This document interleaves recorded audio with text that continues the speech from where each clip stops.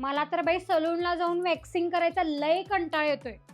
तुम्हाला पण कंटाळ येत असेल ना? चला एकदम सोप्या पद्धतीने आपले हेअर रिमूव्हल कसं करायचं सांगते. आणि मी मागवला अर्बन योगचा हेअर रिमूव्हल वॅक्स पावडर.